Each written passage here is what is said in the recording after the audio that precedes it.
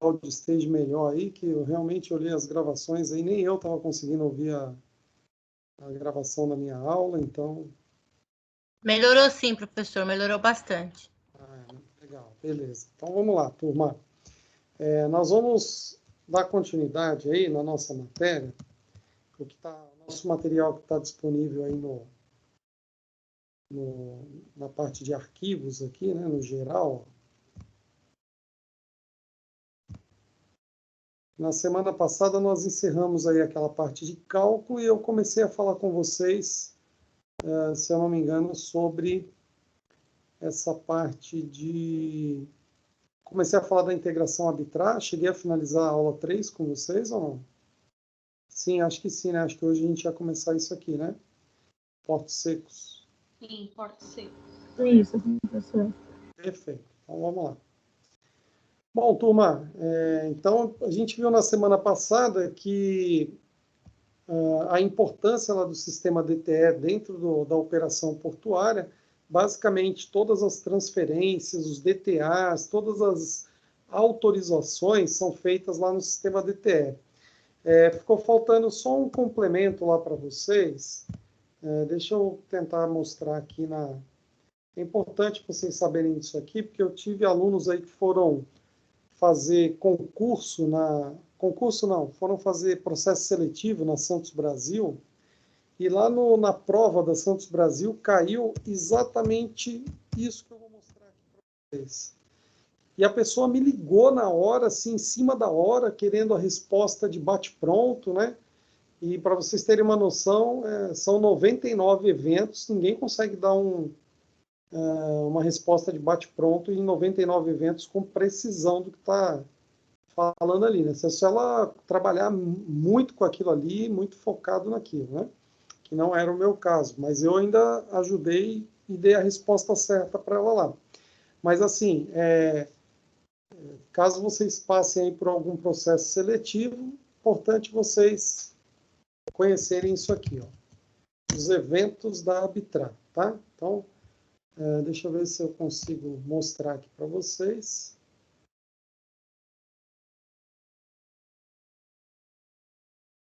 Vamos lá.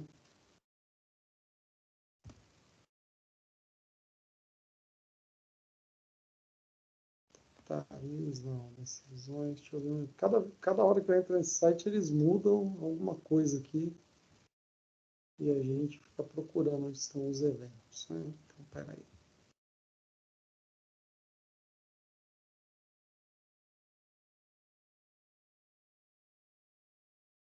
Deixa eu fazer diferente aqui, para a gente não perder tempo.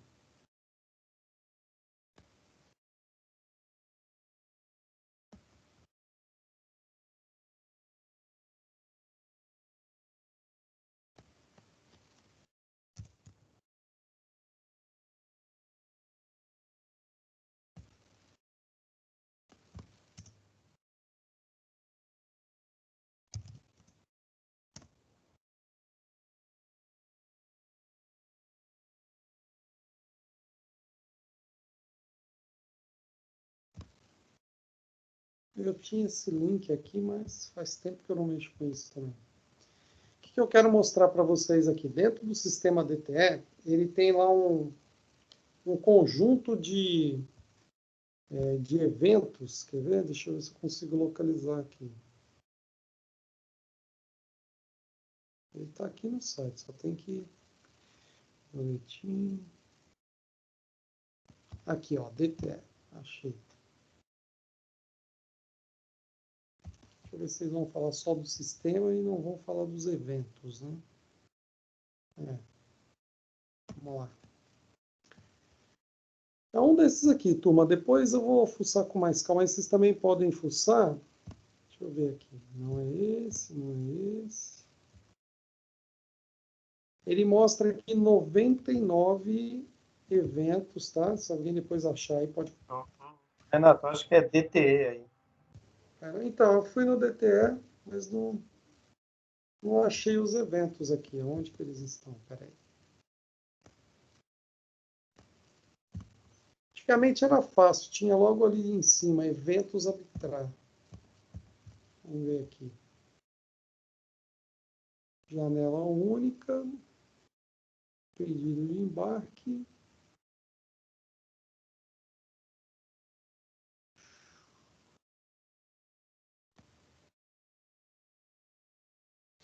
Deixa eu ver aqui, regime CI. Eles mudaram. Antigamente era fácil aqui. Era aqui, ó. Deixa eu ver se dá para acessar a JUP aqui. É área restrita agora, tá vendo? Cargas perigosas. Era aqui nessa JUP. A JUP tinha aí a área pública. Vamos ver o que tem aqui. Consultas públicas. Vamos ver na rua. Informativo DTE.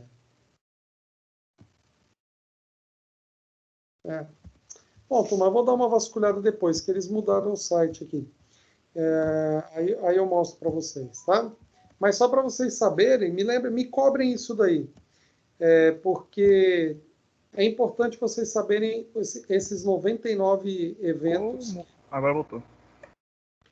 Os 99 eventos que a Arbitrar coloca, por quê? Quem trabalha em terminal de container, por exemplo, o que acontece lá?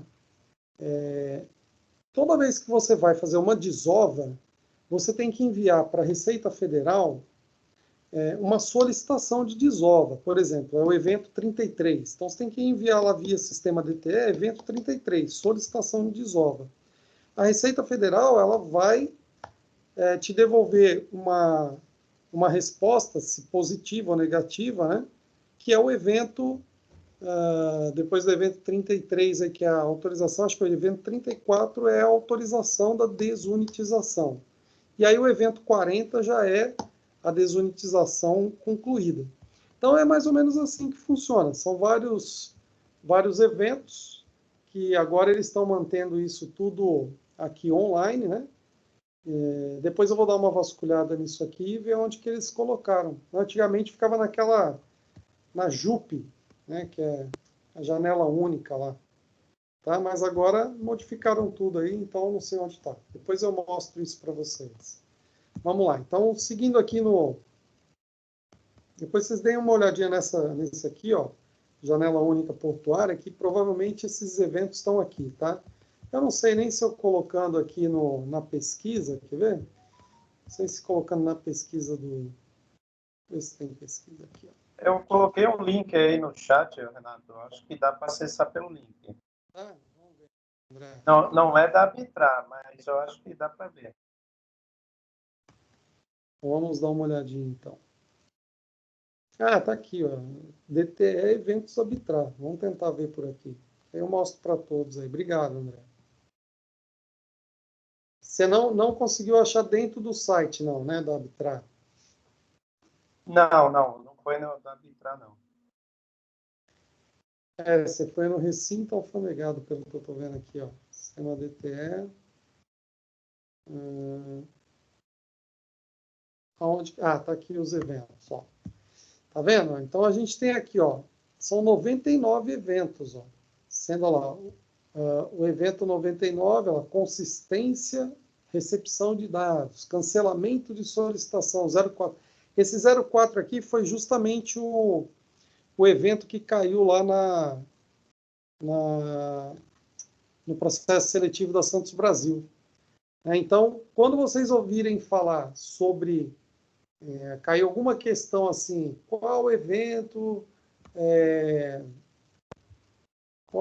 utilizado para o cancelamento de uma solicitação, né? Então, você já vai direto aqui, ó, nesses eventos aqui você vai encontrar tudo.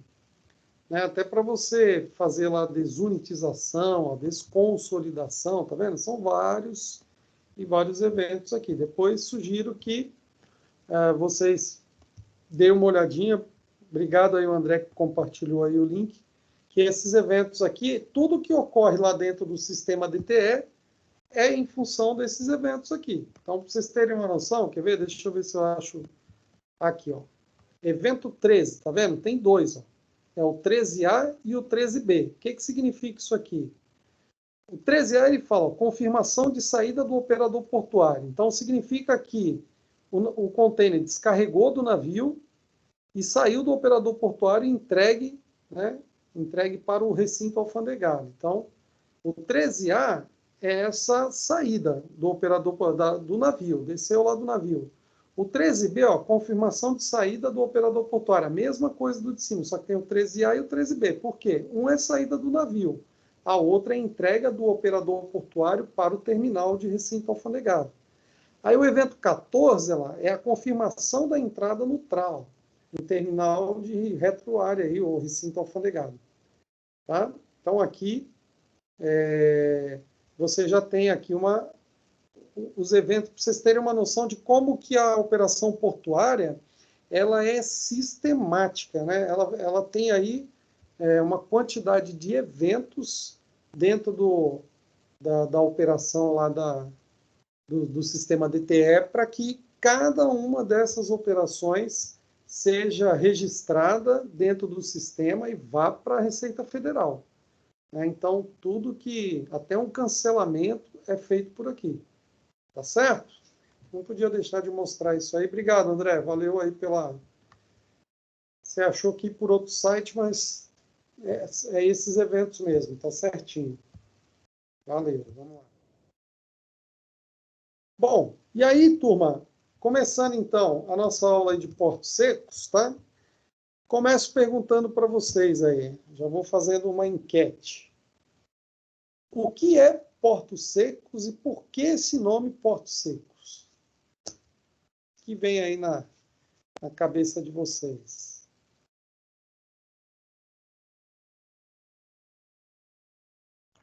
Para mim vem a ideia de um porto que não está localizado, é um terminal, um ambiente portuário que não está localizado no mar, propriamente numa cidade portuária. Ela pode estar numa cidade onde não tem mar e ela funciona como um porto, por isso que ele chama Porto Seco. Pelo menos é o que me vem à cabeça. E porque os custos são mais baratos em áreas assim, longe da zona primária? Então, mas a definição porto seco, né? A gente está vendo aqui, ó, o Alexandre também falou ali, área primária, né? Então, o porto seco está numa área primária, seria isso, Alexandre? Eu acredito eu. Zona secundária, né? Isso. Zona secundária. Muito bem, André. Muito bem. O André já te corrigiu aí, Alexandre. Não precisei nem falar nada. Então, o que acontece aí? Zona secundária. A Alessandra também mandou aí. A Alessandra Guerra respondeu aí. Zona secundária. Perfeito, turma. Muita gente sabe que o Porto Seco está localizado numa zona secundária.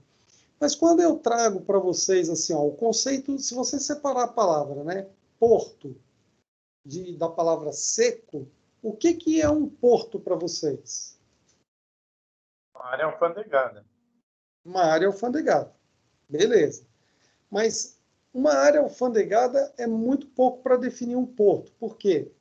Porque uma zona secundária, ela, por exemplo, uma estação aduaneira e um porto seco, ele também é uma área alfandegada, né? Uma zona de fronteira, fronteira terrestre, também é uma área alfandegada. Então, a gente pode acabar causando confusão de achar assim, toda área alfandegada é um porto. Não, pode ser um aeroporto, pode ser uma fronteira terrestre. Então, eu quero que vocês pensem assim, porto, a palavra porto, remete na cabeça de vocês o quê?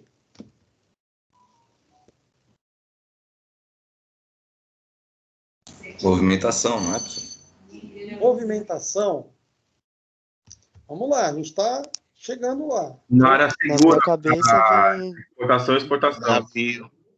Opa, o Adriano já falou ali, ó, uma área de exportação e importação, e o Luiz Gustavo falou navio.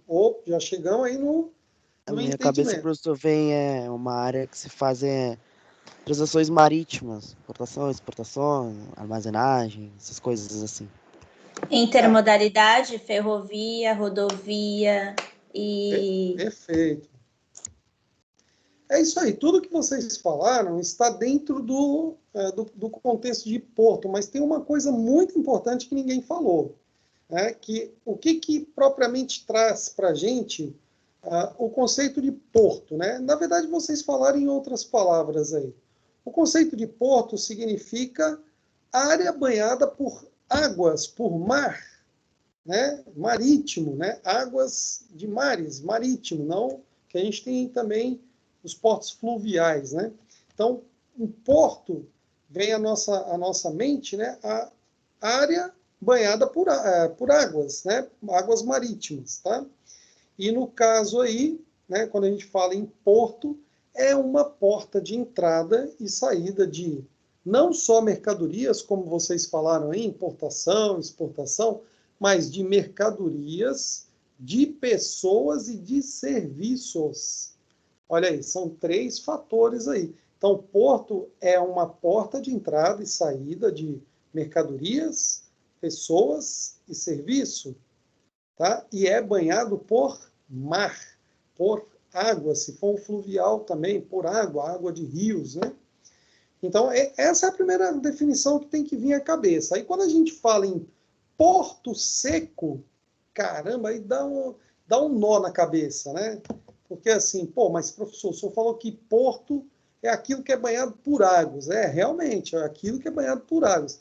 Mas o nosso querido, excelentíssimo presidente Fernando Henrique, né, fez questão de mudar o termo de Estação Aduaneira de Interiores, que eram os famosos EADs, que combinava muito mais com a proposta da zona secundária, um recinto alfandegado na zona secundária.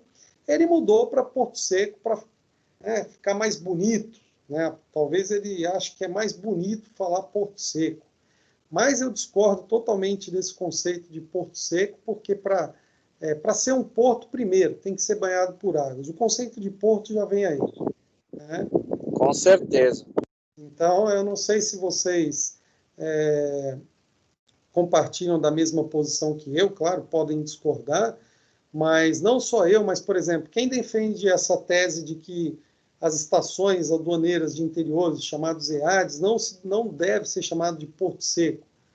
Samir Ked, da Aduaneiras, Marco Aurélio Dias, da editora Atlas, e alguns outros, o Novaes, né?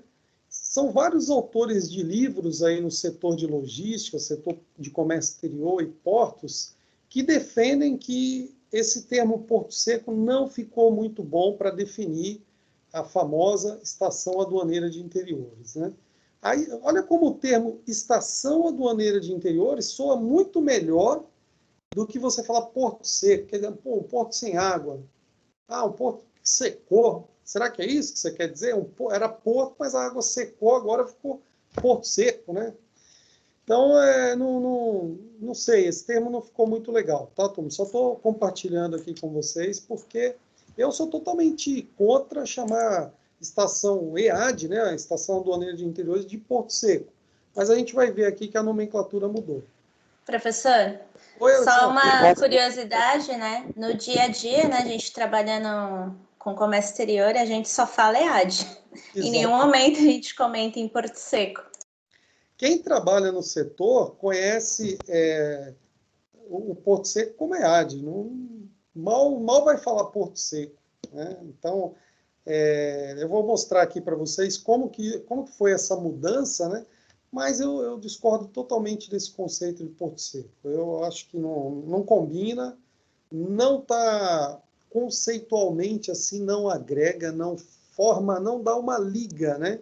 Na palavra. Pode gerar uma série de dúvidas, você chamar de Porto Seco, enfim. Mas aqui fica a minha opinião. Vocês podem ter a de vocês aí também. Eu respeito quem quiser chamar de Porto Seco, sem problema nenhum, tá? Bom, então vamos lá. Continuando aqui, então. Para vocês verem que tudo que vocês falaram aí serve para definir o Porto Seco, tá? Tudo que foi falado aí. Então,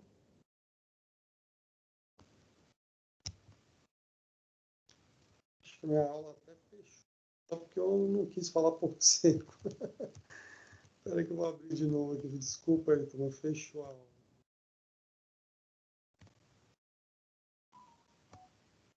Vamos lá. Então, agregando aí a matéria, nossa aula 5 aqui. Então, vamos lá. Primeira coisa que a gente vai definir aí, então, tá? Um porto é uma área de zona primária. Já começa por aí. Porto, área de zona primária, banhada por água, e que é uma porta de entrada e saída do país, para mercadorias, pessoas, serviços, enfim, tá? Então, jogando aí na apresentação para vocês, fica definido aí, então, aí o registro aí de Porto Seco, tá? Então, contextualizando aí. Então, olha lá, o que são os portos secos, tá? Então, na definição aí do conceito, tá? Os portos secos são tidos aí como uma possibilidade para se alavancar a infraestrutura logística de um país. Bom, novamente traz aí um conceito que eu também não concordo muito. Vou explicar por quê. Porque esse é mais um conceito de plataforma logística, que a gente vai ver mais à frente. Então, olha lá, os portos secos são tidos como uma possibilidade para se alavancar a infraestrutura logística de um país.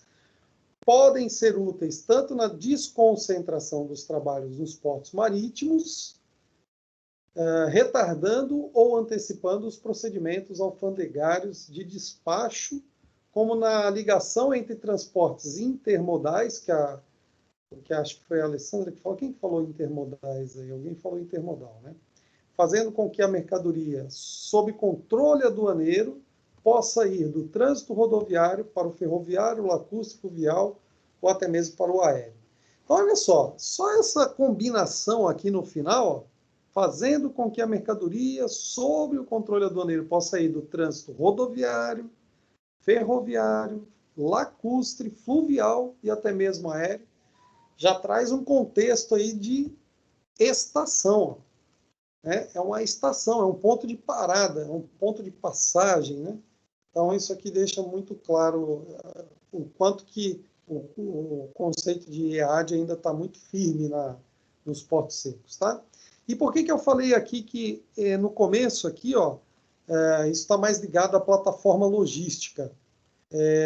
Porque vocês vão ver que o papel de uma plataforma logística é exatamente fazer a conexão da carga com o porto marítimo, né? Chamado aí porto marítimo, o porto da zona primária. Desconcentrar a quantidade de cargas que estão nos portos marítimos, levando essa carga para a região distante do porto, e que possa ser feito lá todo o procedimento aduaneiro, sem sobrecarregar os trabalhos da zona primária. Tá? Então, basicamente, aí é o que os portos secos trazem. Então, a origem aí do Porto Seco, né? Olha aí a origem. Ó. Os portos secos foram introduzidos em 1976 pelo Decreto-Lei número 1455, que autorizava a implementação do despacho aduaneiro em áreas secundárias. Inicialmente foram chamados de depósitos alfandegados públicos e depois estação aduaneira de interior, famoso EAD, ó, que a gente está falando aqui, né? Estação aduaneira de interior. Combina muito mais do que Porto Seco, viu, galera? Na minha opinião, né? Somente, olha lá, em 2002, quem era presidente em 2002? Fernando Henrique ou já era o Lula? Depende, pessoal. Até o final de 2002 foi o FHC. Fernando Henrique, professor. Lula entrou em 2003. Isso, exatamente. Então, 2002, Fernando Henrique, ó, o termo Porto Seco foi adotado por meio de decreto. Ó, o decreto 4.543, artigo 724. Deixa eu voltar aqui. Então, olha só, foi por um decreto que o presidente da República modificou. Quer dizer, amanhã ou depois entra... vai que o Bolsonaro aí, né, resolve ter uma ideia lá de mudar o Porto Seco agora e colocar Porto do Interior. Pronto, aí muda tudo de novo. Ele baixa um decreto aí, muda de Porto Seco para Porto do Interior. Aí fica a festa da uva, né? Então, é mais ou menos mostrando para vocês como que mexem-se muito nas nomenclaturas, né, dentro do nosso sistema aduaneiro, e isso provoca aí muito problema às vezes, tá? Então, olha aí o conceito de Porto Seco, né, os antigos EADs. eles foram criados com a finalidade de interiorizar a logística e reduzir gargalos encontrados na zona primária. Então, olha o conceito, turma. Criados com a finalidade de interiorizar. Interiorizar. Olha o que significa estação aduaneira. Interior. Estação aduaneira do interior. Então, se a finalidade é interiorizar a logística, estaria mais correto continuar chamando de EAD, né? Sem dúvida alguma, né? Ok? Então, a finalidade dele aí é evitar aí, reduzir os gargalos encontrados em zonas primárias, que portos, aeroportos, zonas de fronteira, enfim, né? Então, olha aí, são definidos como recintos de uso público, porque ainda que estão lá na zona secundária, eles são recintos de uso público, né? Igual o nosso porto aqui, que tem vários terminais, né, que são recintos de uso público. Então, estão sob um ambiente aí monitorado e controlado, e o território, né, pode pertencer ali ao governo. Então, são localizados aí em zonas secundárias, ou seja, fora aqui da zona primária, e nos quais são executadas operações de movimentação, armazenagem, despacho aduaneiro, mercadorias e bagagens sob o controle aduaneiro. Então, todas as atividades sobre o controle aduaneiro que se faz num porto marítimo, também é possível fazer lá num porto seco, né? Vamos dizer assim. Tá? Ok, turma? Alguma dúvida até aí? Tranquilo? Se quiserem perguntar... Tranquilo, professor.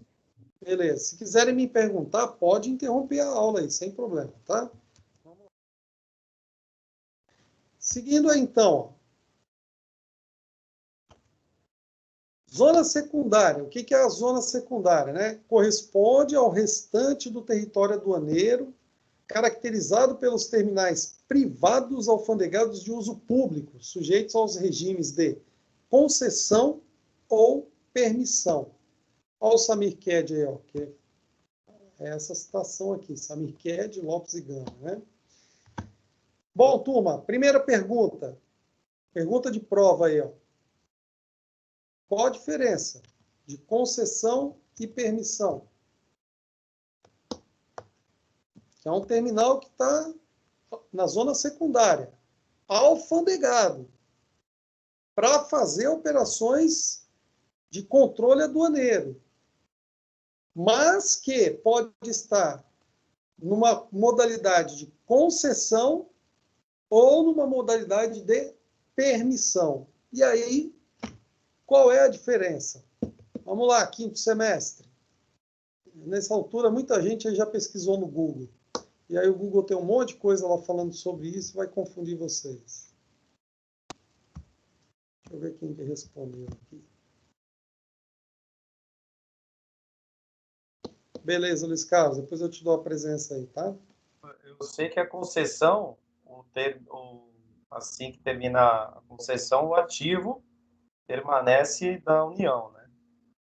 O ativo permanece da União, ou seja, tudo que foi colocado lá fica para a União. Tudo que se criou em termos de infraestrutura, que nem o caso da Libra, por exemplo, ali, né? A Libra Terminais.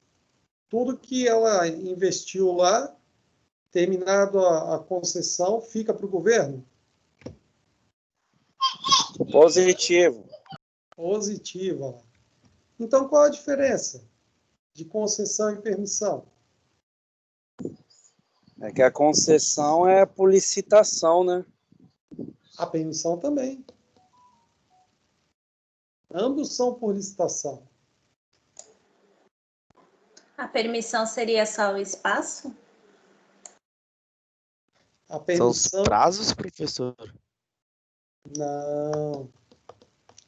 Não, isso tá diretamente ligado, pessoal. Vou dar uma dica aí para vocês acertarem. Isso está ligado ao terreno, o local onde é instalado o porto, né? Ou o recinto alfandegado, seja ele. Está diretamente ligado ao recinto alfandegado. Então, concessão, ele é feito quando se tem uma coisa e permissão quando se tem outra.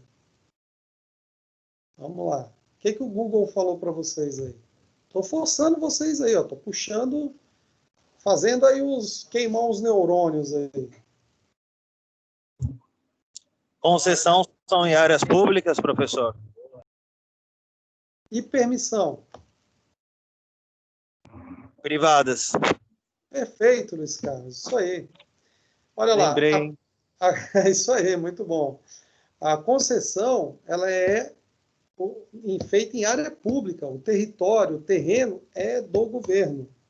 A permissão se dá para uma abertura de um porto seco em local privado.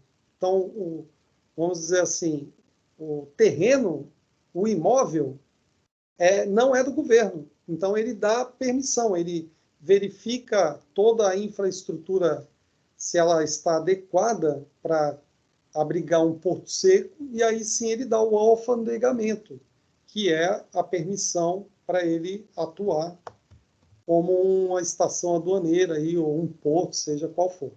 Essa regra serve tanto para os EADs, quanto para os portos marítimos aqui também. Tá? Só que nos portos marítimos, o que acontece? Quando você tem uma área privada, você não faz o porto de uso público, por exemplo. Você cria uma TUP, né? Terminal de uso privativo. Quando você tem uma área privada, você faz o terminal de uso privativo. Né? Bom, enfim, tem muita discussão sobre esse assunto aí pela frente, tá? Mas é importante a gente definir isso, que a concessão ela é dada para a exploração da área pública. E aí teve alguém que falou isso sobre licitação, né? Quem que falou sobre licitação? Acho que foi o Luiz Gustavo, né? Ele falou, tem que ser por licitação. Aí eu pergunto para vocês, se eu vou dar a concessão de uma área pública, o que precisa ser feito antes de entregar essa concessão? Vamos ver se alguém conhece um pouquinho aí do trâmite, né, para abertura de um terminal. Vamos abrir um terminal, um recinto alfandegado. O que é preciso? Cadê a galera ambiental aí? Cadê os alunos do Alexandre Machado aí? Fala bastante disso. Xiii, será que meu microfone está mudo? Vocês ainda estão me ouvindo aí? Eu vou bater o pane geral aí. Apertar o botão do pânico. Minha conexão caiu. Tem que fazer um estudo de impacto, professor? O EIA-RIMA, você está dizendo, né? O estudo de impacto. Não, mas não é bem isso, não. Antes de existir qualquer situação relacionada a isso, existe um negócio chamado anteprojeto. Já ouviram falar? Anteprojeto? Toda concessão de área pública, ela precisa ser concedida com um projeto já definindo o que vai ser feito ali naquela área. Lembrei agora, professor. Lembrou, né? O anteprojeto definindo o que vai ser feito ali naquela área e quais os riscos, né? Que aí que se faz o estudo ambiental lá para se tirar o licenciamento ambiental, né? Então, tudo isso, acho que vocês já devem ter visto isso aí com o Alexandre Machado, né? Se não viram, vão ver esse semestre que ele fala. Perguntem para ele sobre isso. Ele é um especialista nesse assunto aí, entendeu? Então, se eu vou dar a concessão, se eu vou participar de uma licitação, eu tenho que apresentar um anteprojeto, galera. Tá? E esse anteprojeto tem que mostrar tudo que vai ser feito ali naquela área. Muito bem. Então, vamos lá. Então, seguindo aí, ó. Função dos portos secos, tá?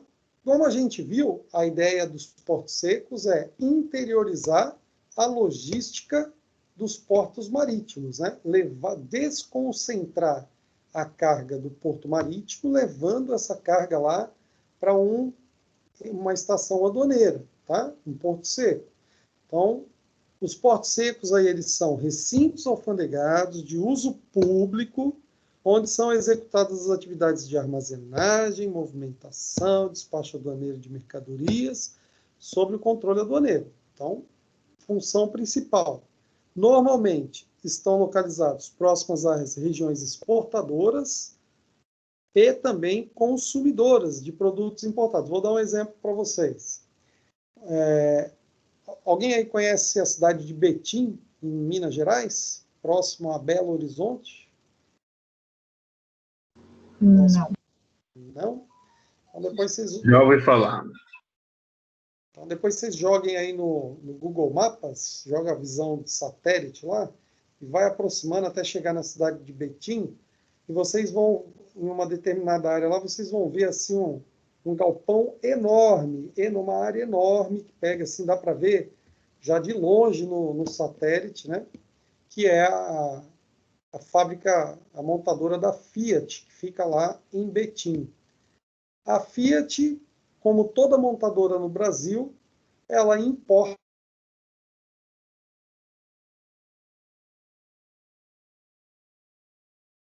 saber disso. O Brasil não é uma indústria que fabrica peças de veículos, só monta, né? Então as peças são importadas, vai para um porto seco lá em Betim, é feito todo o processo de desembaraço e aí a mercadoria pode entrar na linha de produção lá na fábrica, já do ladinho da fábrica lá. Então tem um porto seco bem perto lá da fábrica, o que facilita muito já levar a carga e desembaraçar próximo do domicílio do consumidor aí, né, que seria uma importação aí no caso, tá? Então isso é uma das facilidades aí dos portos secos, né? Então a localização próxima aí às regiões exportadoras e importadoras também, tá? Sendo importante instrumento aí de redução de custo logístico nas operações aí de importação e exportação. Então isso está registrado lá na Secretaria da Receita Federal, né? Eles que estão falando isso aqui, não sou eu. Então mostra aí como os portos secos eles podem ser estratégicos para muitos negócios na exportação e também na importação. Pergunta básica aí para vocês, né? Eu falei de REDEX com vocês no comecinho do semestre e eu perguntei assim, os REDEX, né, eu expliquei, né? Falei que o REDEX é especializado no despacho de exportação. E aí eu falei que as estações aduaneiras de interiores, né, são terminais alfandegados para fazer aí o desembaraço aduaneiro, né? Desembaraço, que é o caso aí da importação. Mas pergunto, posso fazer exportação também por um EAD, um porto seco? É possível isso?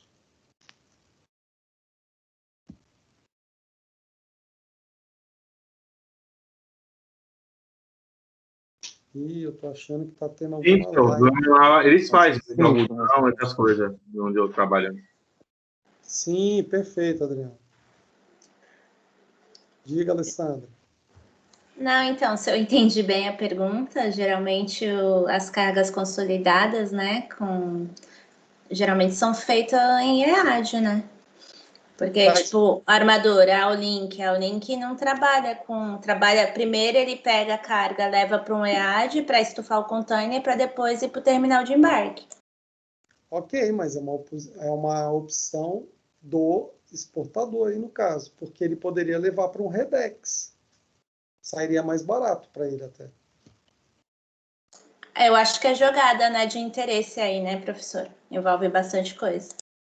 Na verdade, o que acontece é, Alessandra, às vezes eles preferem colocar a carga numa estação aduaneira, por já estar próximo do domicílio dele, ele já faz o desembaraço ali, já se livra da carga ali mesmo, e dali para frente a responsabilidade de transferência da Receita Federal, através de DTA, enfim, né? Fazer o tráfego aí da carga até chegar no porto. Então, eles querem, muitas vezes, já se livrar do processo, entendeu? A aduaneira.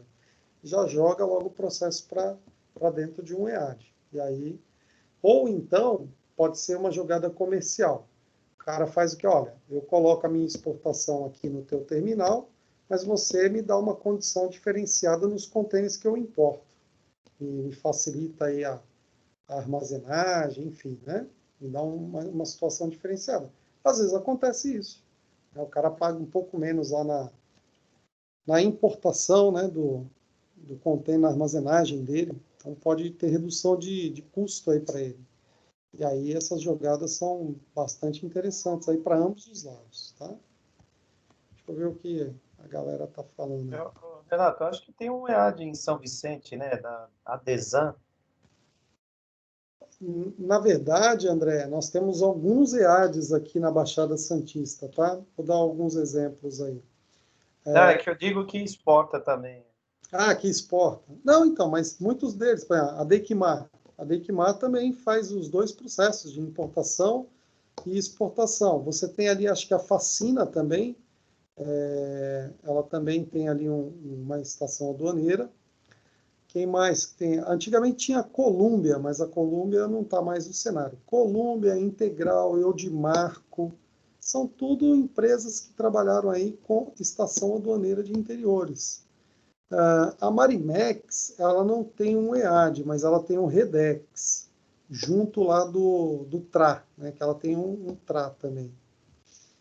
Então, não sei, aqui na Baixada, os que eu conheço são basicamente esses aí que são os maiores, né, que operam.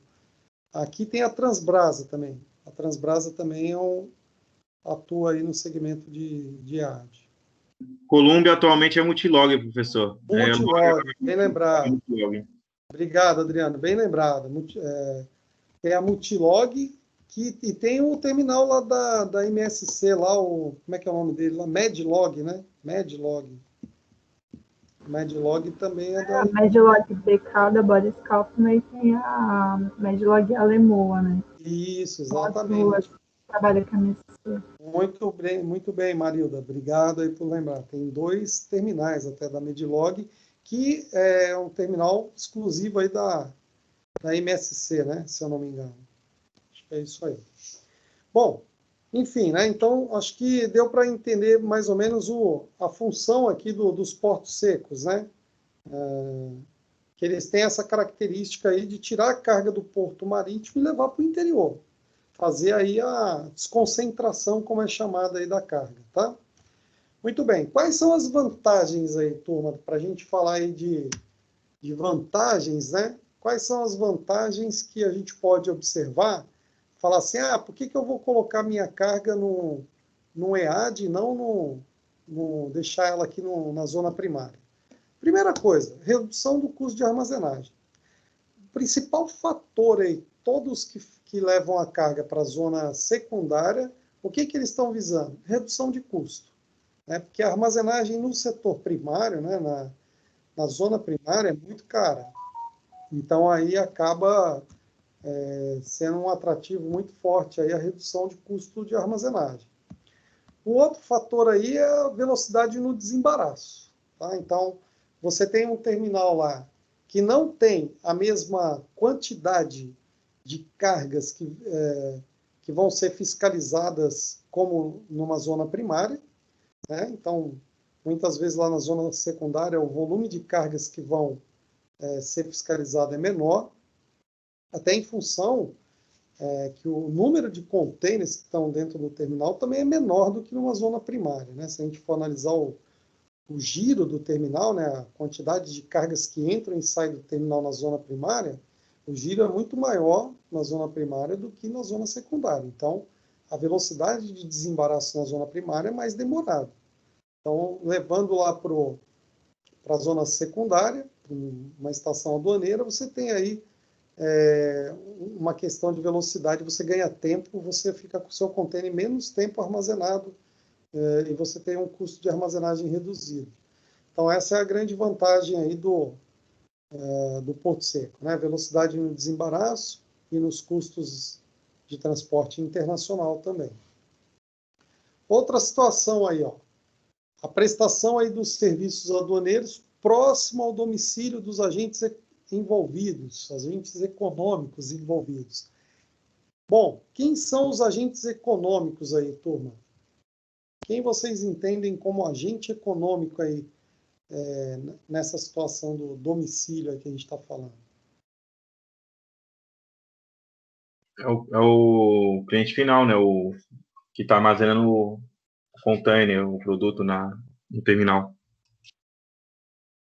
Na verdade, o domicílio aí do agente, não necessariamente ele precisa ser o cliente final, tá? Porque às vezes, o que acontece?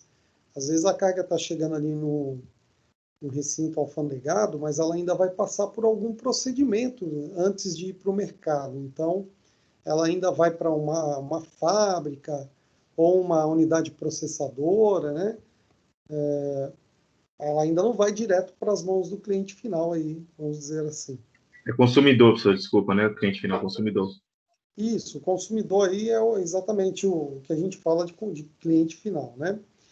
Mas no caso aí, dessa situação, o domicílio, por que é importante isso aqui? Ó? Deixa eu voltar aqui. Ó. Olha lá, domicílio dos agentes econômicos envolvidos. Quando a gente... quando eu dei o exemplo lá para vocês da fábrica da montadora da Fiat, lá em Betim, eu quis dizer exatamente isso aqui. Por quê? Ó? Vamos supor, a Fiat monta os veículos lá em Betim, o que ela faz com os veículos que ela monta lá? Ela põe no mercado interno? Ela exporta? O que ela faz? O que vocês acham que ela faz?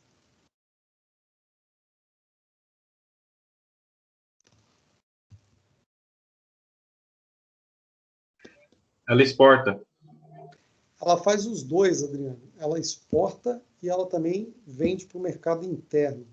Então, olha como é interessante para eles. Eles recebem a mercadoria, as peças dos veículos, próximo já da fábrica montadora deles, né?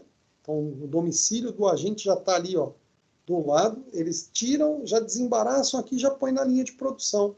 Eles economizam com armazenagem. Eles não precisam ter uma estrutura de armazéns para ficar estocando matéria-prima lá para a hora que for entrar na produção. Não. Eles vão já fazendo os desembaraços da carga que ele precisa ter lá na linha de produção e já desembaraça aqui, já entra direto para a fábrica. Não precisa ficar gastando dinheiro construindo armazém ou fazendo armazenagem terceirizada, né? Então, isso é a grande vantagem. E depois ele tem o inverso também. Ele produz lá, monta o veículo, se ele quiser exportar, o domicílio, o agente aduaneiro está ali do lado, né? Ou seja, já tem um porto seco ali do lado, ele não precisa ficar armazenando. Ele já coloca lá no porto seco e já procura já exportar o produto, não precisa ficar guardando carro lá, veículos em pátios, lá lotando os pátios das concessionárias, né? Então, essa é a grande sacada aí na questão de estar próximo ao domicílio dos agentes. Aí. Não sei se vocês sabem, mas aqui em Santos, nós temos aí no ABC Paulista, né, duas grandes montadoras de caminhões, de veículos pesados, né, que é a Scania e a Mercedes, que montam caminhões aqui no ABC. Essas duas montam não só caminhões, como ônibus também, né? Enfim, vários veículos pesados aí. Vocês sabem como que eles fazem a logística deles para que as peças cheguem lá na fábrica no momento em que eles precisam para produzir, para que eles não tenham que ficar fazendo armazenagem de peça lá, ficando com estoque muito alto dentro da fábrica?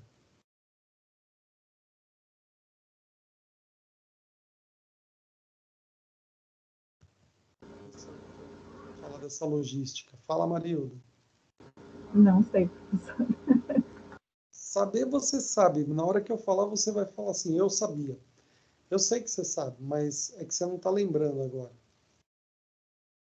Estou tentando aqui. Então, a Scania, turma, ela traz a carga dela pelo terminal da Santos Brasil. Quando chega no terminal da Santos Brasil, agora a Marilda vai saber o que eu vou falar. Ó. Quando chega no terminal da Santos Brasil, essa carga que vai para Mercedes-Benz ou que vai lá para a Scania, ela cai no chamado Canal Azul. Já ouviu falar Canal Azul? Tem o vermelho, o amarelo, o verde e agora tem o Canal Azul, além do cinza lá, né? Que também tem o cinza. Já ouviram falar do Canal Azul? Só do canal vermelho, professor. Canal azul, mais ou menos. Olha aí, né? O senhor falou semestre passado, hein? Falei mesmo.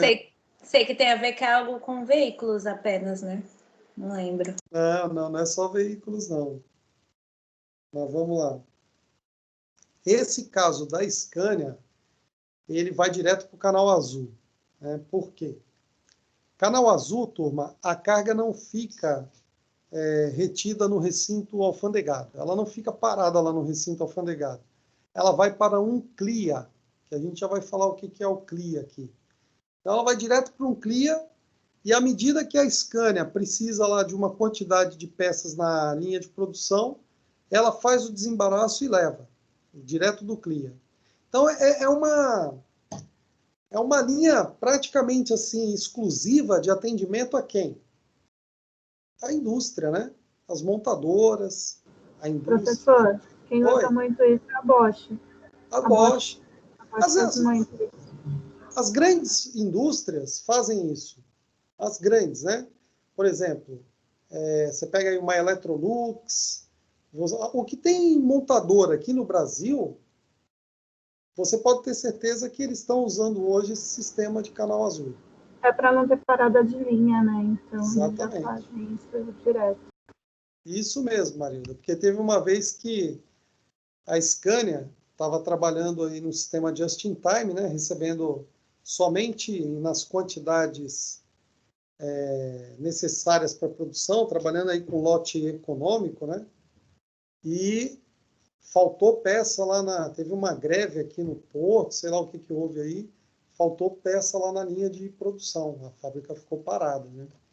Então, eu acho que depois dessa pandemia aí, ninguém vai ligar mais se uma fábrica ficar parada, né? Porque o tempo que uma fábrica ficou parada aqui no Brasil, acho que depois dessa, ninguém vai ficar mais tristinho de parar uma fábrica.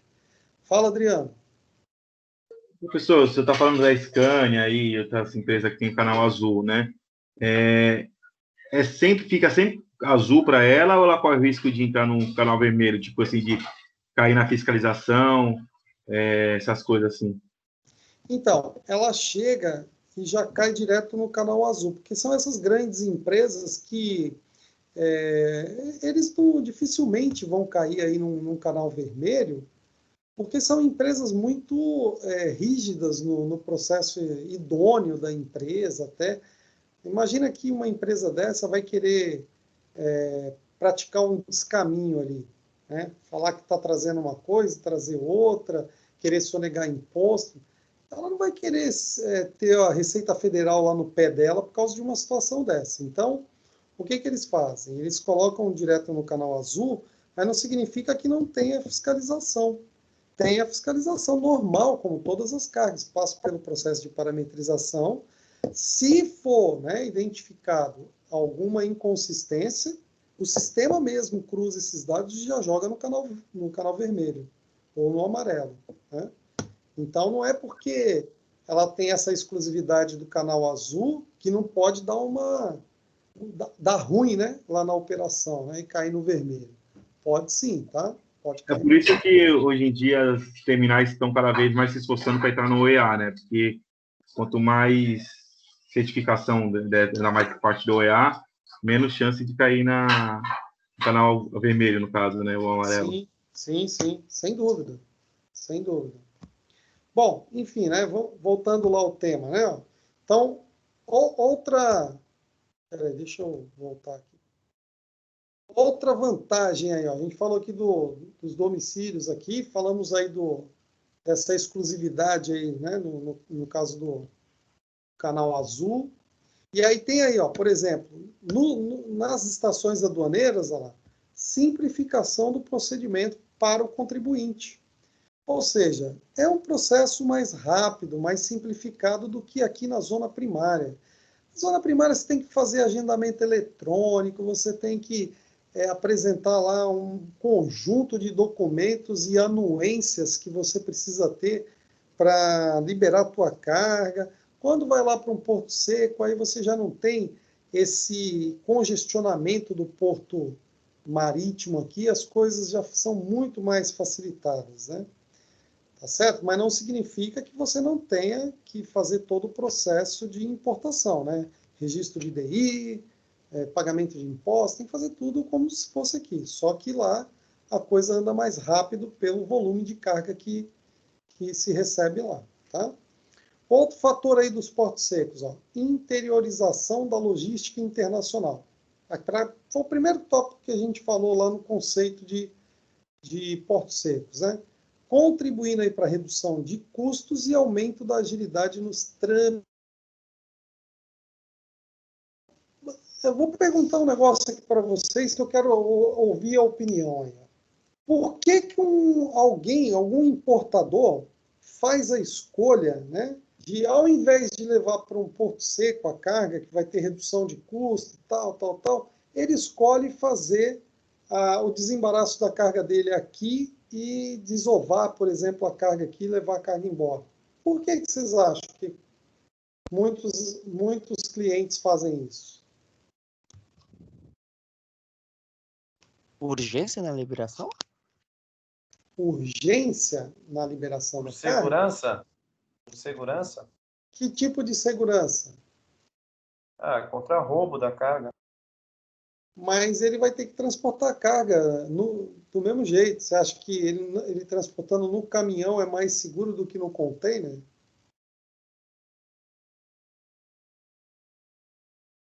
É que às vezes o container não é todo do cliente, né? Então é só parte da carga. Sim, aí você está falando do container consolidado, né? Um consolidado aí a situação é diferente. Localização, professor? Localização? Não é isso. Não. Localização, o EAD ele leva vantagem, né? Porque ele tem uma localização que o custo é menor. Então, por que alguém escolhe, sabendo que o custo de armazenagem lá na zona secundária é menor do que aqui, ele tem algumas vantagens lá que ele não tem aqui, e mesmo assim tem cliente que escolhe fazer o desembaraço da carga dele na zona primária. Quem trabalha aí com terminal, transportadora, né? Contato com terminais, malandragem, essas coisas assim? Não tem nada disso, não tem. Aí não é malandragem, não, aí é...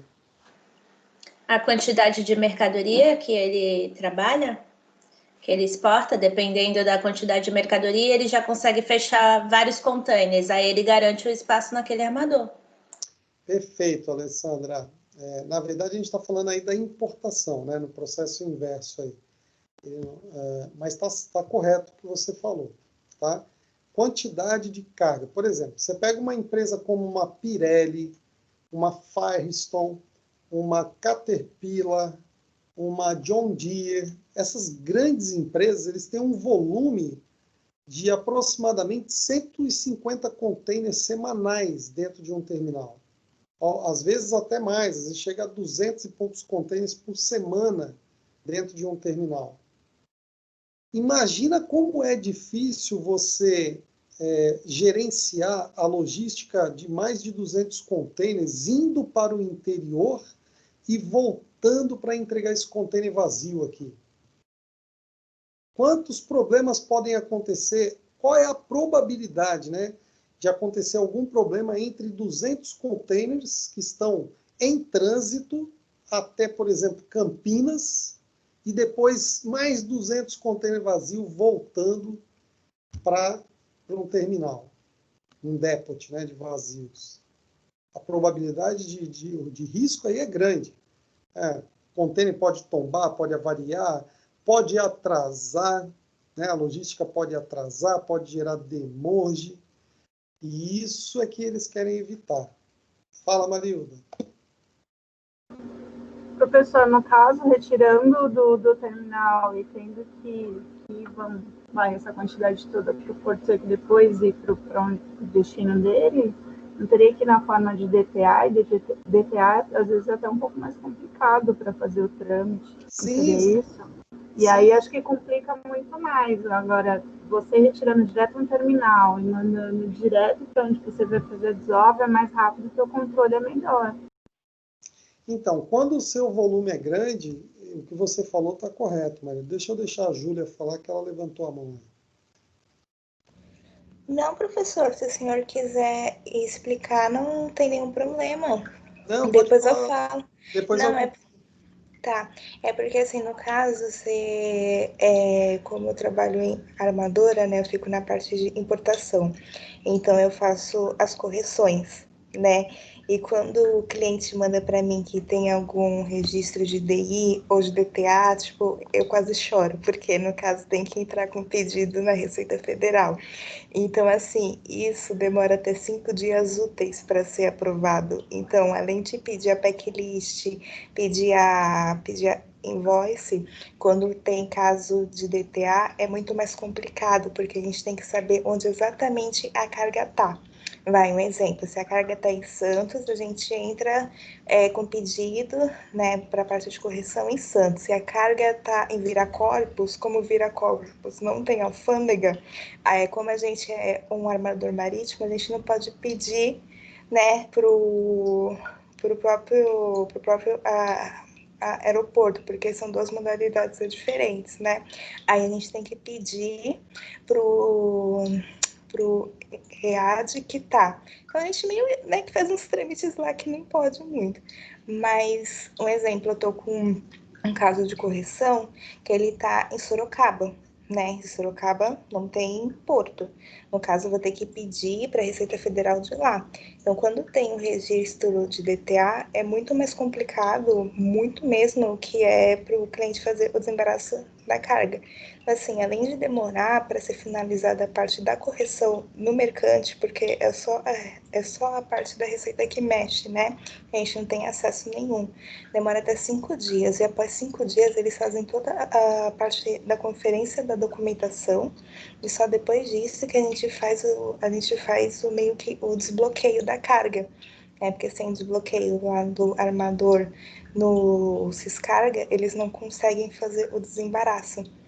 Então, assim, no caso, é desfavorável, né? Você, quando chega a sua carga, você já fazer logo a parte de registro, porque querendo ou não, quando você faz o registro da DI ou faz o registro da DTA, ela só vai ser aprovada pelos fiscais assim que a gente faz a nossa parte da correção.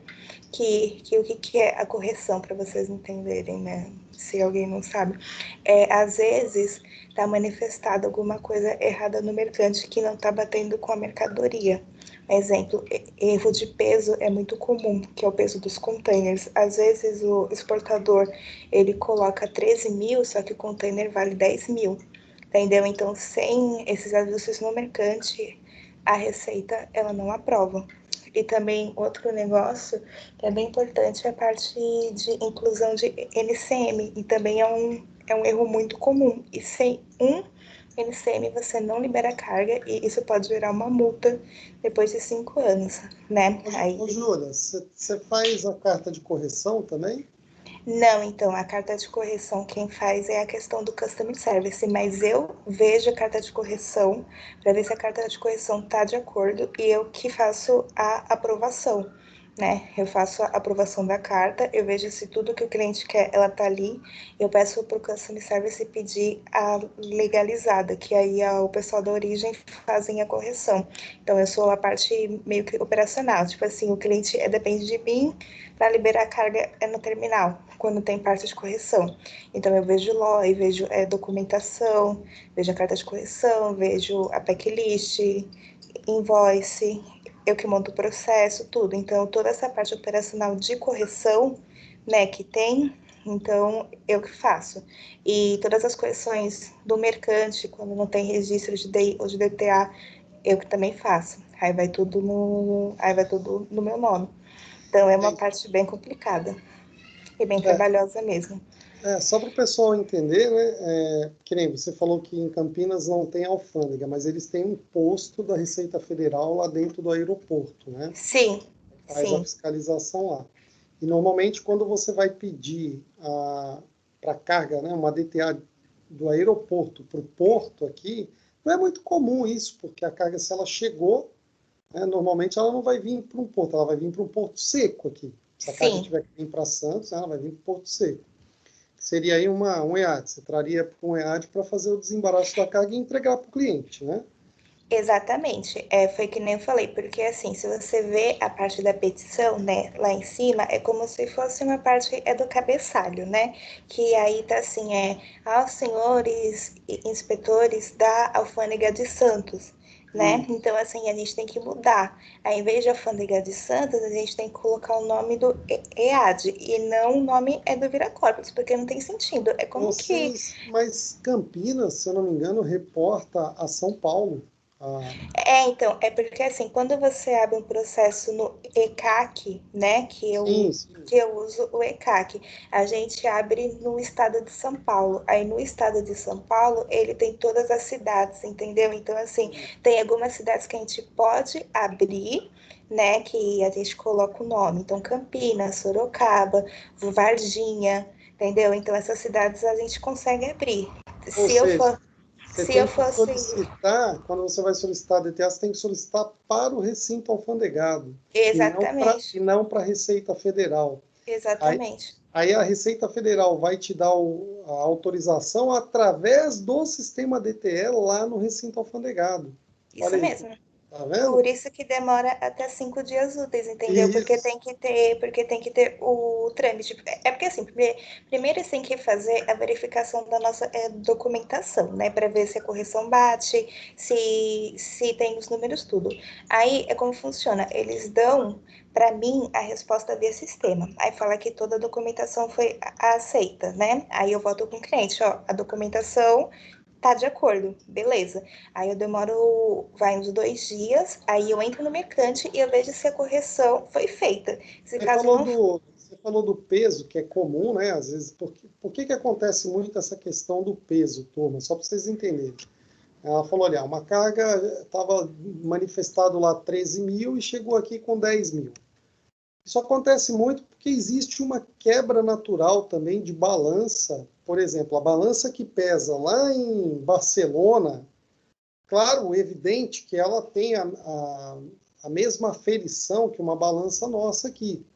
Mas pode ter variação, né, de gravidade, uma série de fatores que altera. E primeiro que lá, muitas vezes, eles pesam em libras.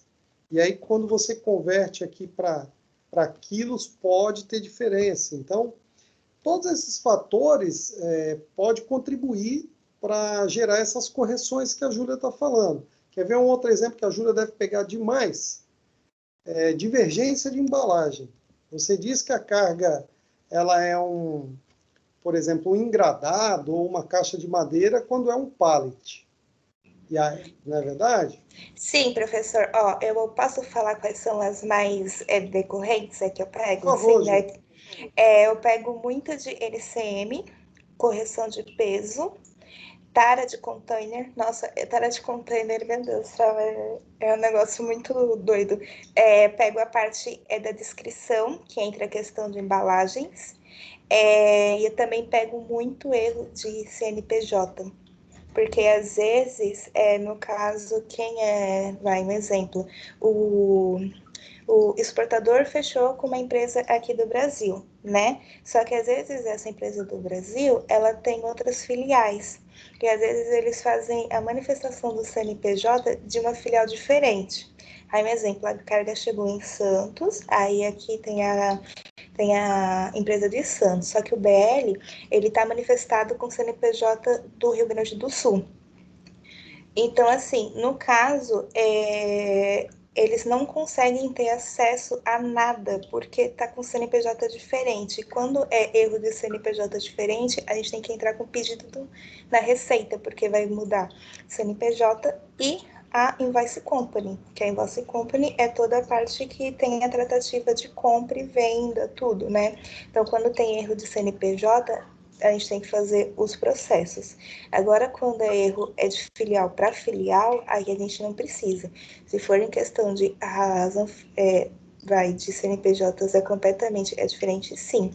E em questão que o senhor falou, é uma correção de descrição, né? Que a gente entra nos dados básicos do mercante e lá está manifestada as taxas, está manifestada a cubagem e na parte da descrição é onde está tudo, né? Tipo assim, é 14 packages, né? Tipo, tem essa caixa, tudo.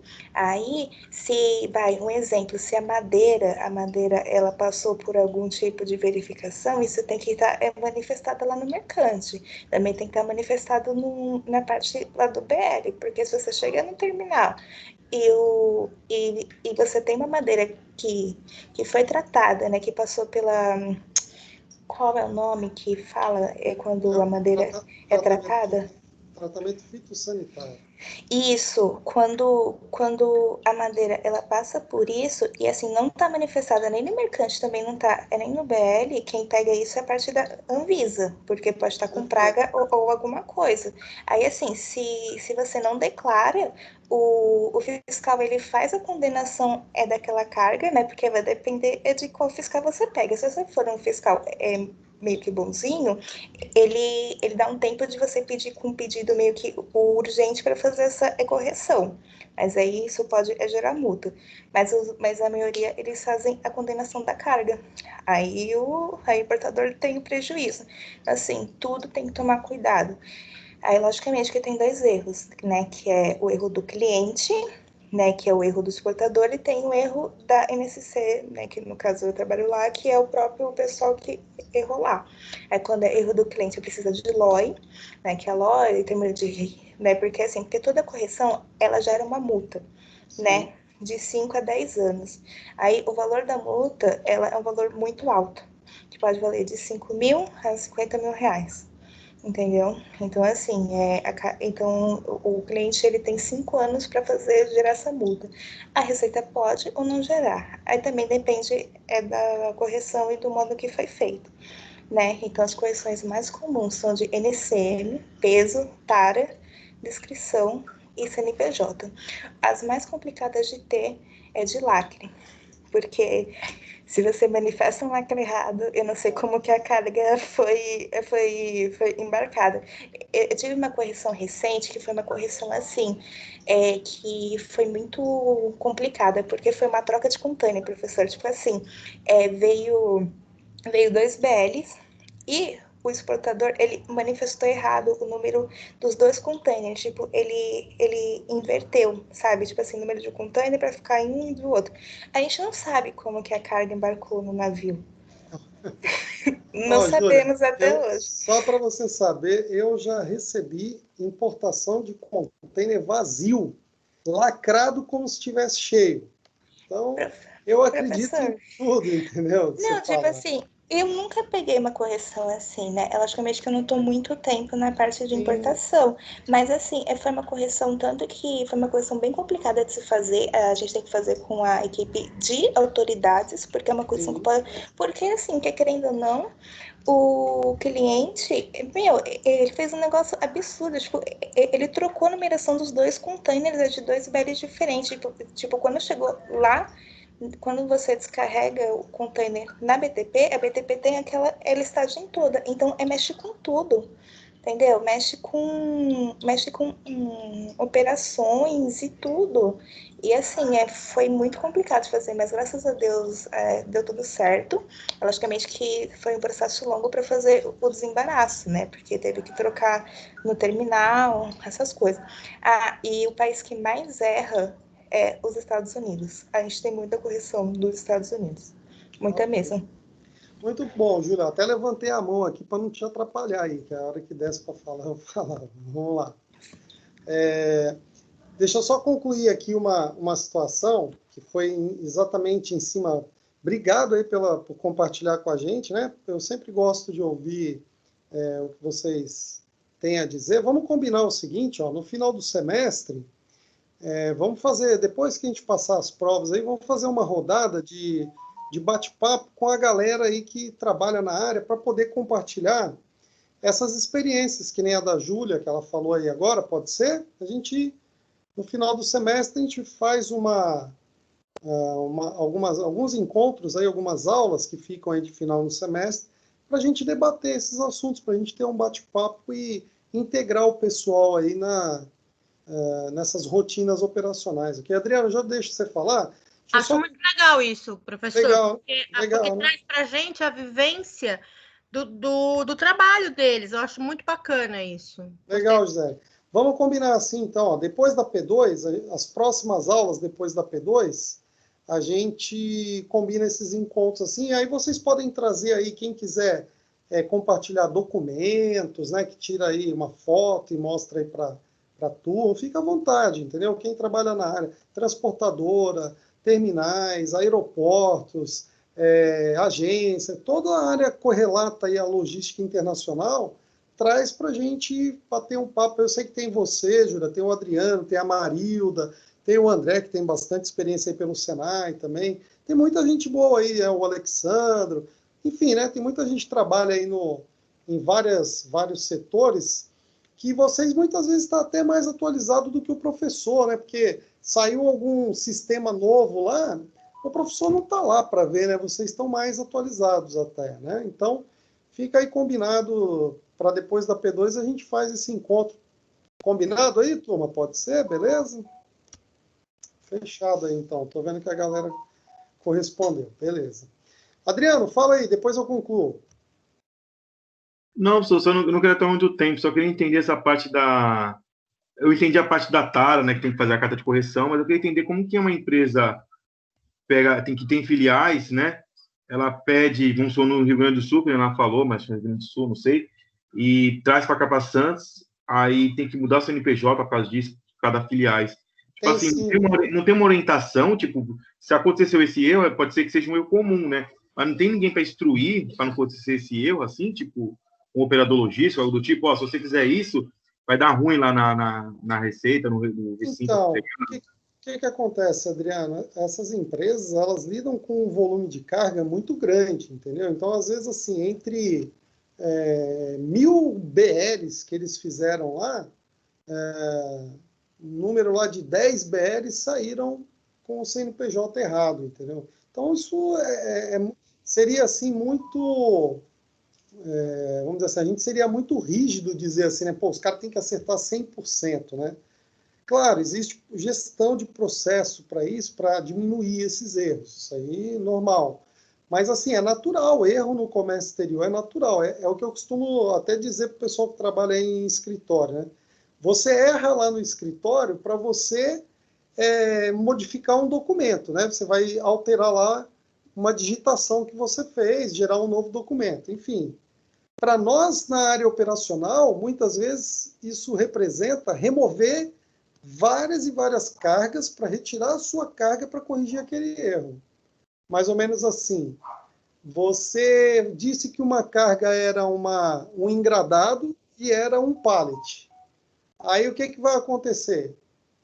Eu, muitas vezes lá no terminal, em parceria, né, até com os armadores não, com os importadores e com os agentes de carga aí, alguns exemplos aí para vocês, né? Schenker, DHL, vários aí, né? Tem vários que operam aí no segmento. Manifestou errado lá, era para ter falado que era um pallet, ele falou que era um engradado. O que a gente vai ter que fazer agora para ajudar ele? Remover a carga dele e transformar aquele pallet num engradado, meu amigo, para ele não pagar multa. Tá? Isso, dizendo aqui, uma prática, vamos dizer assim, camaradagem do terminal, deu para entender?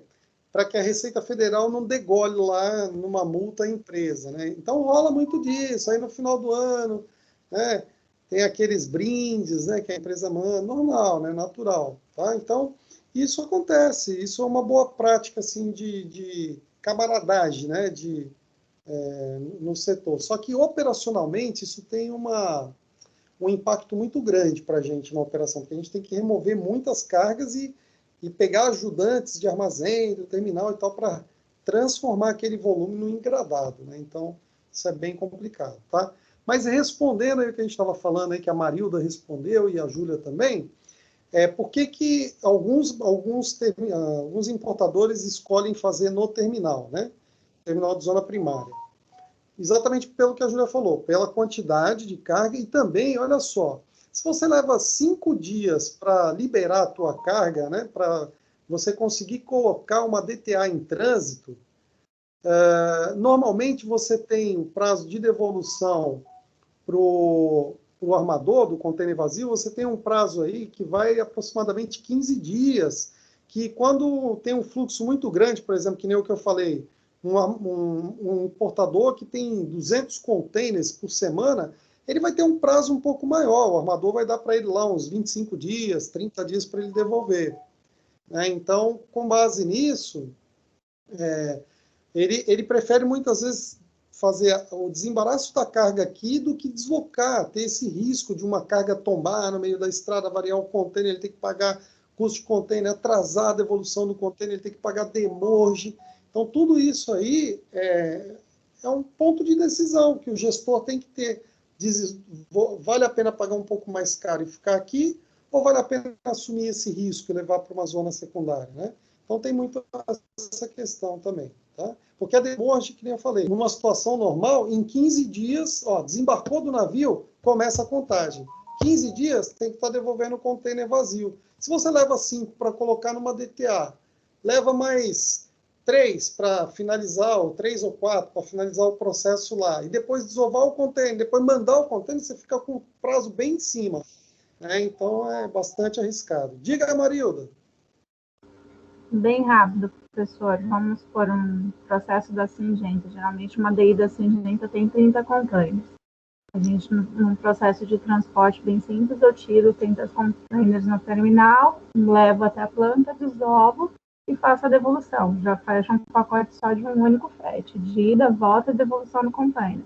Se eu faço a DTA para evaporagem, eu tiro os containers, deixo lá, depois eu tenho que mandar os mesmos veículos buscar, geralmente depois de 1, 2 dias, levar até para fazer a desova, depois trazer para devolver o container. Então, aí você tem um outro, vamos dizer assim, uma acréscimo mais um frete. Exatamente, Marilda.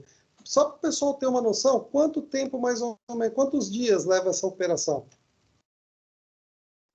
Dependendo, geralmente, eu não faço muito mais limpo, professor, mas eu lembro que na época levava uns 2 dias para a gente buscar o container.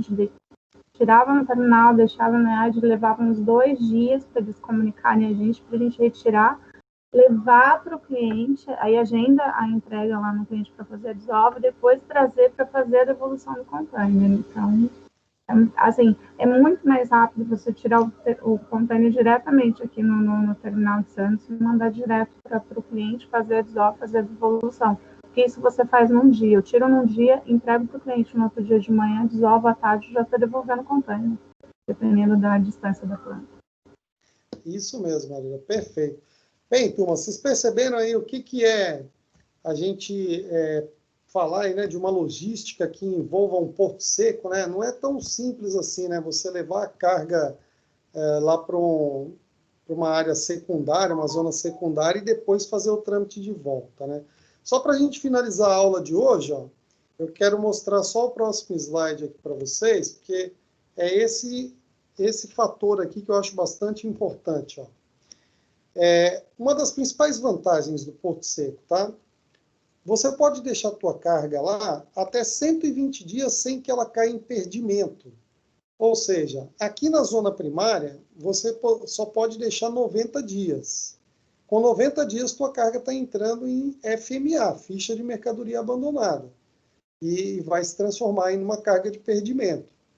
Já no porto seco, você ganha 30 dias a mais do que a zona primária, né? Então, quer dizer, você dá uma respirada um pouco maior. Então, quem trabalha com fluxo muito grande de carga está muito sujeito a isso, muitas vezes acontecer aí de o prazo se estender muito aí e a pessoa ter a carga dela já entrando ali em perdimento, né? Então, essa é uma das grandes vantagens aí do porto seco também. Tá? A gente vai ver outras, mas essa daí é uma vantagem muito bacana em relação aqui à zona primária. Beleza, turma? Acho que deu para a gente entender um pouquinho aí da logística, da gestão, né, da operação portuária, ver os desafios que tem aí pela frente e ver o que vem mais ainda pela frente aí, né? Que ainda tem bastante coisa para a gente ver aí. E eu só estou na parte teórica ainda, nem comecei a prática, mas tudo bem. Vamos lá. Dúvidas? Alguma pergunta aí? Alguém quer falar alguma coisa? Professor, Pode falar. o senhor tinha comentado mais cedo, quando o senhor estava falando do caso da Scania, sobre um CLIA. Isso. O que seria CLIA? André, essa vai ser as cenas dos nossos próximos capítulos, ok? Que está na nossa matéria aí. Nós vamos falar um pouquinho mais para frente, tá bom? Só para não adiantar aí, que senão eu vou embaralhar a cabeça de vocês. Vamos em doses homeopáticas aí, para não deixar ninguém com a cabeça... Não traumatizar. Não traumatizar ninguém, perfeito. Tá certo. Tá bom, turma?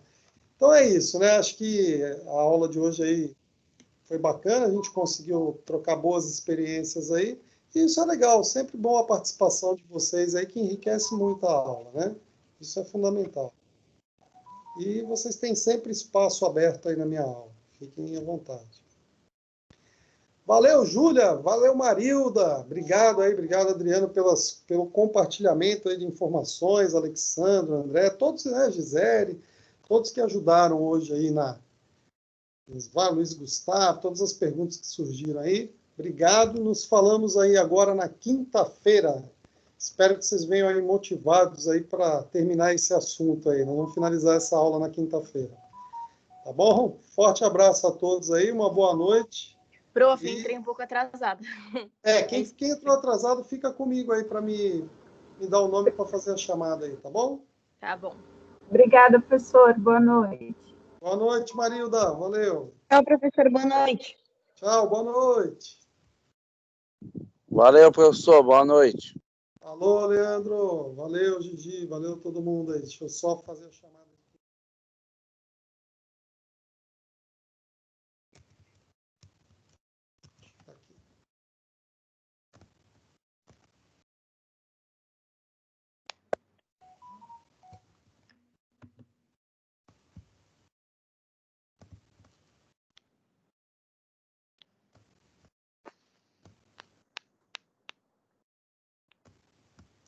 Vamos lá, turma que chegou aí depois da chamada.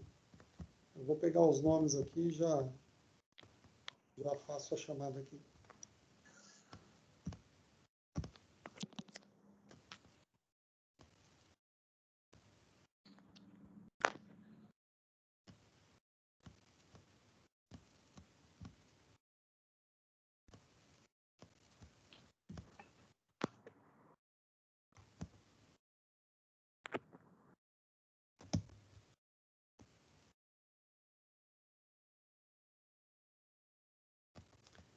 Bom, vamos lá. Ó, galera, quem está chegando atrasado, eu não estou judiando aí, dando falta ainda não, tá? Mas não abusem aí desse direito, ok? Porque senão eu vou começar, se eu perceber que vocês estão chegando sempre atrasados na aula, eu vou começar a dar falta, tá? Então, vamos lá. O André, né, chegou depois aí. Uhum. Depois... Valeu, professor. O Douglas está aí também, não? Estou aqui, professor. Boa noite. Boa noite, Douglas. Depois a Giovana Barbosa. Não. Depois o Gustavo. Também não. Luiz Carlos está aí. Sim, professor. Beleza. Maiara já estou. Rafael dos Santos, está aí?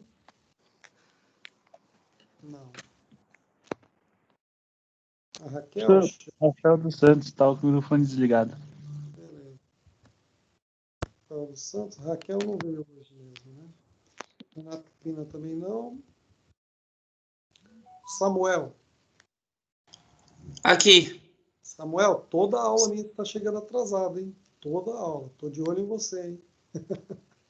Tô brincando aí, mas não tenta, né? Tenta chegar no horário aí, cara. 9 horas da noite a aula, dá tempo. Vamos lá. Ok, professor. Estou dando presença aqui, mas não estou falando para você, mas serve para muitos aí que estão chegando sempre atrasado na aula. Se chegar na quinta-feira atrasado de novo, aí eu vou dar falta na primeira, beleza? Para todos eu estou falando, né? Vamos lá, Sebastião. Sebastian tá aí? Não. E a Stephanie tá. Beleza. Fechou, turma. Então, quem chegou depois aí tá com a presença, tá? Valeu, professor. Obrigado.